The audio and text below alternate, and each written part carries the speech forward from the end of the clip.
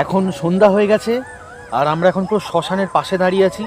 হ্যাঁ, এই যে গাইস এই গাছটা দেখতে পাচ্ছ, এই গাছটা এখানকার লোকেরা বলে যে এই গাছটায় অনেকে আত্মহত্যা করেছে, নাকি অনেকে গলা দিয়েছে এবং কালো জাদু করা হয়, এবং বলা হয় নাকি এই গাছটায় একমাত্র একটি গাছ যেখানে ব্রহ্মদত্তী থাকে। আর মারাত্মক একটা ভয়ঙ্কর এখন অ্যাটমসফিয়ার।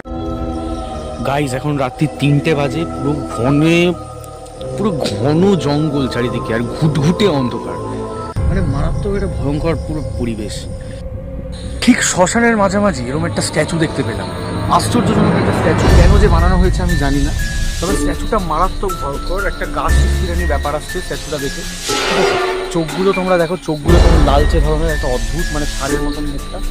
ঠিক আছে, মানে দেখে বেশ ভয় লাগবে। আর এই গাছটা নাকি প্রচলিত আছে যে এই গাছে সেরকম কিছু অনেক সময় দেখা গেছে, যেমন কঙ্কাল, তারপরে এরকম মানুষ ঝুলছে উল্টো দিক থেকে।